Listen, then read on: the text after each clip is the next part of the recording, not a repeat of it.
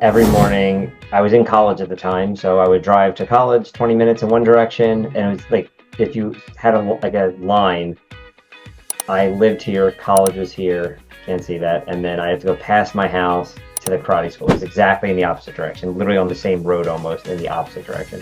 So it'd be 20 minutes to school, first, to my university, drive 40, 45 minutes back, hope I didn't hit any traffic, and then run. And I'd probably like at the school somewhere between 12 and 1 o'clock after school. And that was for the first 2 years. And partner Jacqueline, she was there every single morning at 9 a.m. So like I'd be texting and calling and talking to people during classes. And I used my professors as consultants. One of them actually said the words to me, Solomon, I'm not your private consultant, right? Because it'd be like, they would teach whatever they taught. And then I'd be like, but I have, like the marketing or business professors, but I have a question. And that was every day.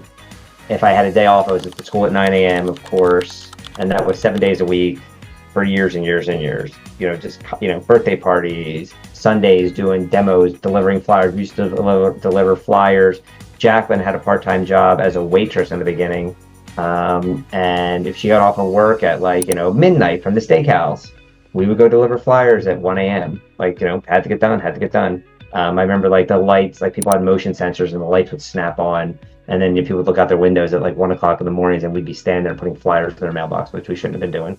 But I mean, in the mailbox. Of course, in the mailbox. Yes, illegal. You got to put it behind the mailbox. There's no doubt that we were grinding every single day.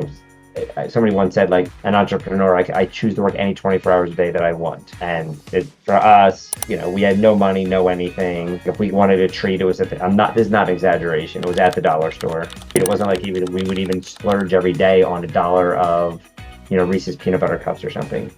So I think now it also gives me a lot of gratefulness and a lot of pride in where we are today. So I remember when I first started, I was a senior in college. And we were having a conversation at our parents' house. And I knew I wanted to help people. When I say help people, I think a lot of people just say that. Okay, it's like, oh, I want to help people. Yeah, sure. But I just like working with people. I didn't necessarily want a desk job. So I think going towards my path was really going to be into going to politics or law. That's really where I was going. Even though I did martial arts my whole life, I was like, yeah, that's cool. But it's cool for you, big bro. And I love martial arts, but I want to make money. Right? And I was watching Mad Men and other TV shows where they're wearing, Don Draper's wearing a suit and he's all suave and the ladies are all over him. And I'm like, damn, I want to be like that, right? Unfortunately, maybe you weren't that image for me at the time. I would like to be like that too, actually. So I'm going to look into it. Yeah. So we had a conversation and I was trying to figure out what to do. And I was in a couple of different internships where I wear a suit every day and take the train downtown in a high-rise building. But then I look around at all the people around me and they did not look happy with what they were doing. I was working for Merrill Lynch at the time as an intern, so I wasn't being paid at this time. And yeah, some of them did really well for themselves, but a lot of them didn't. There was a ton of turnover, a ton of pressure, and just even the people that made money just seemed stressed out of their mind all the time. And you sat me down and we talked about hey, what does it actually look like to run a martial arts school? What does it look like financially? What is the income potential? What is the day-to-day? And you're like, hey, if you like working with kids and you like working with people and obviously you like martial arts and fitness, you can make this a career. And even though my brother already had, I don't know how many schools we had at that time, probably 6 or 7 maybe. More than that, I would say probably a dozen. I didn't think you can even make a living out of it. So if that's me and you were so close to it, imagine someone in a regular martial arts school that the owner has one location and the student doesn't know any other person in their life who does martial arts as a career besides their instructor. How are they even going to know? So setting that vision, we're going to talk about later because that's one of the phases. But I remember when I first started, you're like, okay, I'm going to do this. And you said, okay, cool. Go to this neighborhood and start knocking on doors. And I was like, what? Because I was a college kid at the time, a senior, and I think I was in month 2, senior year. I was in a frat, partying all the time. I would say Wednesday or Thursday night through Saturday night. So it's 4 nights, 3 to 4 nights a week, just having a good time. And all of a sudden it's I'm a business person. And you're like, okay, go start knocking on doors and handing out flyers. And I was like, okay. And you sent me the neighborhood. And I remember my first night I went there we had another instructor. You sent another instructor who I worked with that you sent me with. Like, hey, go do it with him. And I remember it was like maybe 5 p.m. So it was like just started to get dark, and it was in the fall. And I remember just going from door to door, being nervous as hell, knocking. And you said, just introduce yourself. I had some flyers, but I didn't have our address on. I didn't even know where our address was going to be. You just kind of had an idea which neighborhood we were going to be in. And you're like, hey, I need you to go to door and tell them who you are, what your background is, and see if they want to do martial arts in the future.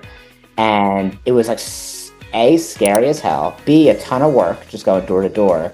But it was such a good learning experience. And that, for me, I feel like was the beginning of my hustler phase, which is like, hey, I will do whatever the hell it takes in order to get this school off the ground. If I have to go door to door to do it, then that's great. You know, a lot of really impressive entrepreneurs will talk about how they had door-to-door sales at some point in their journey, and how that taught them like really good sales. So I think sometimes we're like above it, and a new school owner is like, yeah, this is cool. Like, I'm new. Like, I'm gonna run a bunch of Facebook ads, and people are gonna show up. Like, yeah, you can do that, right? And maybe you should have like some sort of digital marketing budget, but you shouldn't just rely on that. Right, you got to go out and bring people, especially when you don't have a lot of income coming in or no income coming in. If you're starting from $0, you got to go out there and earn it, okay? And it'll teach you sales skills to be able to talk to people. And I remember, like, you were like, that night, go, and I didn't even know what our address was. I literally didn't know anything. Like, I would just give them my cell phone number and get their cell phone number, and that was it. But of course, like, when we figured out where the address was and where we were going to be temporarily, I was able to text them. I had leads in the door. Right? People that would start to come in.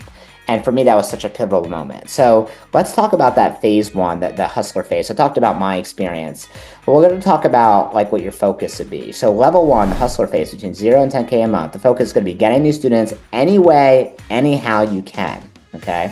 So your key responsibilities is like, you're going to do everything. You're going to be teaching, sales, cleaning, follow-ups. You're probably going to do most of it yourself.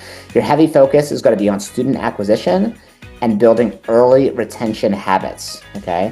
And yeah, you might not have all the systems ironed out yet, but you're gonna go through grit and charm and energy to kind of power your way through. Now, should you develop systems? Yes, but you don't wait to have every single system before you start. I think that's the problem most people make, right? They want to have like the perfect website, the perfect ad, or the perfect facility before they think they can start. So no, you just got to start getting new people in the door. And those first, especially like when you're going from 0 to 10K a month, those first 50 students or so, those first 100 students or so, they're usually the most loyal because they watch you from the beginning. Do you agree with that?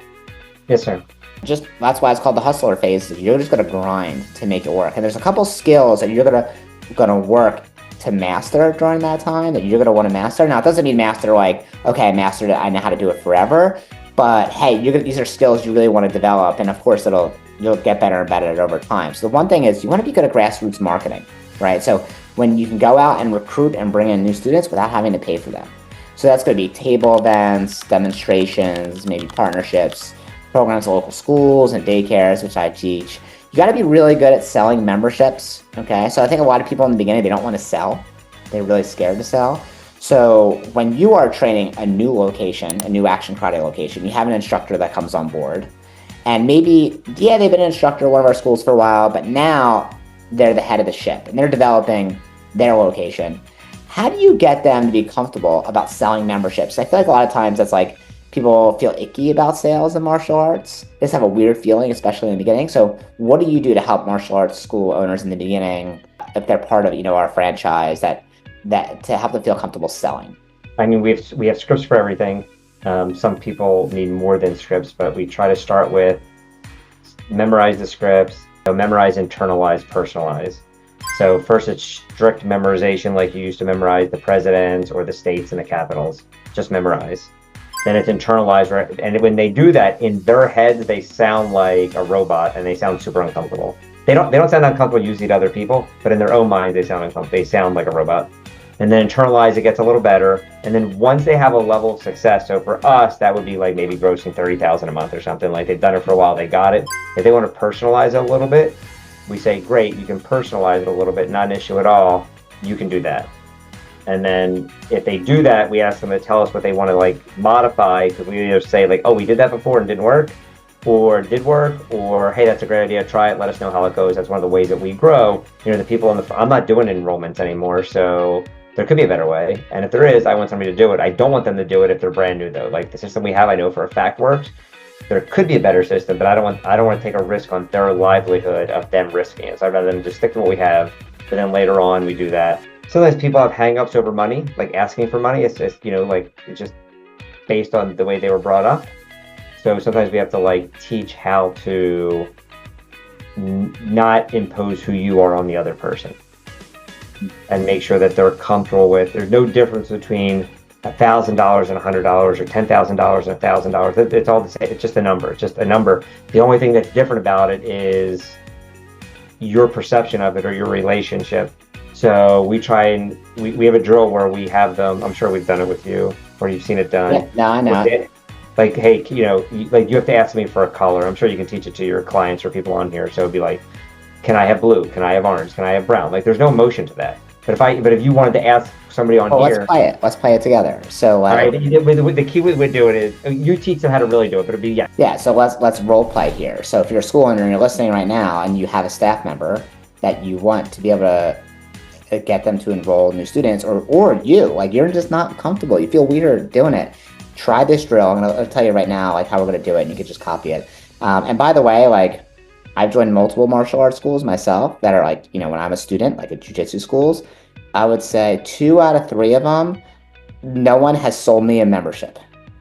Like no one's sat down to go over the membership with me. It's like I had to like follow up with them to pay, and I probably could have gone for 3 months, 6 months, or a year, and not paid a dime because no one asked me anything. If they would have asked me at any point, I would have just joined. But of course, I'm a martial artist, I'm professional. So I'm coming from different backgrounds. So I asked them like, hey, how do I join? What do I need to do? And sometimes it's like me following up multiple times because I feel bad. So, and that's my personal experience. I'm sure this happens to a lot of people that want to join in places. So don't feel bad selling a membership because you're not really selling them a membership. You're selling them a transformation. You're describing your experience, and if somebody's listening, they'll think, well, that's great. So eventually I don't have to be good at sales. The person will feel bad. They'll come to me and eventually they'll enroll. So there's a distinction between an order taker, and that's somebody that comes up to you and says, hey, Mr. Brenner, I want to enroll in martial arts. Can you get me some paperwork? And then you go and do that. That's not a salesperson. That's an order taker. A salesperson is that mom or dad or that adult that is a little bit nervous, that has some real challenges, like they're not sure if they can make it in their schedule. Maybe the money's a little bit tight. Maybe they're not sure if their child's going to stick with it, where you help them get past that. That's a salesperson. It's someone who helps people get out of their own way, helps people overcome their own challenges. And 40 or 50% of the people that walk into your school will probably enroll if you said to them, the most unprofessional things in the world. Like if you were just like, hey, do you want to do karate? Yes, sign this contract. They'd probably say, okay, great, right? Because they want it so bad, they're already pre-sold, like that's fine. And we believe that you can have like an average school in the country doing that. And the average school in the country, from my understanding, from the stats that I've seen, does about $13,000 a month. That's the average in the country. However, if you're a professional, it's the other 30% of the people that, to get from 50% to 80% or maybe 70% or maybe not, somewhere 20, 30, 40% more is where you need to be a professional, and you need to help guide them to help them. And that's really, truly helping them. And it's not some scummy sales thing. It's truly like they came in for something. They wanted their kid to be more confident, disciplined, focused, whatever. But then there was like a little roadblock in the way. And for you, I always visualize like I'm taking their hand and saying, okay, I get you're a little bit nervous. They're going to quit. You're a little bit nervous about the money. You're a little bit nervous. Let me help you over here. Let me explain how this is going to work. And that's the sales process, is being, diagnosing it and like helping them over, not being like the typical, people think of sales as like, like a used car salesman, selling them something they don't need or want. It's something they do need or want. But again, there might be like a speed bump that we have to help them over. If everybody was you, then we wouldn't have to do anything, because you would just show up and say, hey, where do I pay?